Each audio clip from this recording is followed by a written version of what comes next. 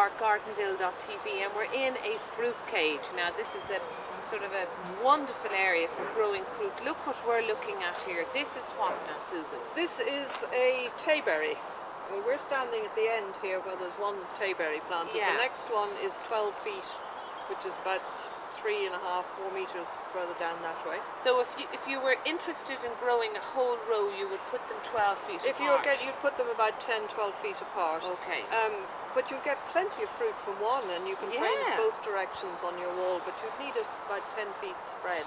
So you train them along the wire They're trained here? along the wires here, just wound around the wires. Right, okay, and I can see the honeybee in. Yeah, the bees and things can get in for pollination and all the rest of it, but the birds can't. So would this sort of a wire fence be better, wire cage, better than sort of the tight netting? Well, it's you know, it's going to last much longer than the netting, and it's much easier to put up and to keep together, etc. And the bees then can get in and pollinate. I can watch them here, and they're so important for our environment. Hugely important. Yeah, so we should be encouraging them all the way. Look, he's flying around here. Anyway, I'm diverting. Yeah, you're diverting along Get back with the bee. to our... Okay, this is your Tayberries. You can always see here that this flower is over and the berry is just beginning to form.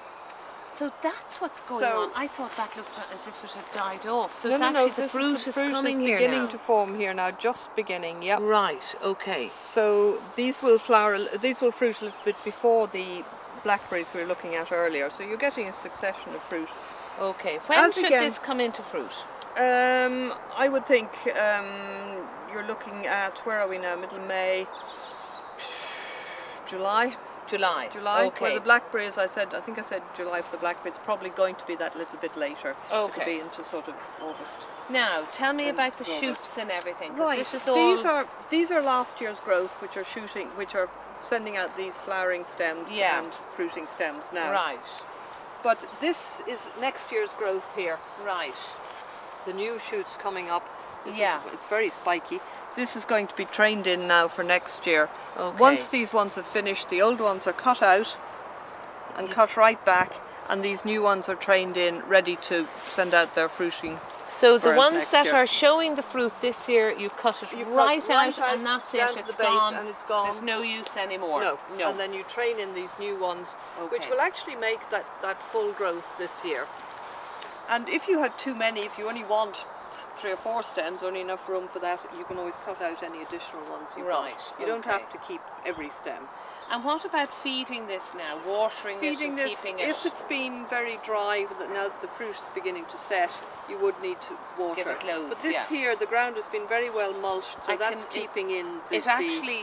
What would they have put here? I suspect a lot of this is peat moss and compost and things, and there is a membrane under here, which is suppressing the weeds and also keeping in moisture.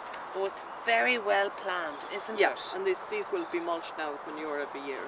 Right, okay. Brilliant. Wouldn't you love this in your garden if you had a big enough place? Well, if you had a big enough place, but, you know, even if you you've can one do of a these, smaller scene, if you've one of these on a wall, you can always put a fixed piece of netting above and bring it down over to keep the birds out. To keep the birds out. Fabulous.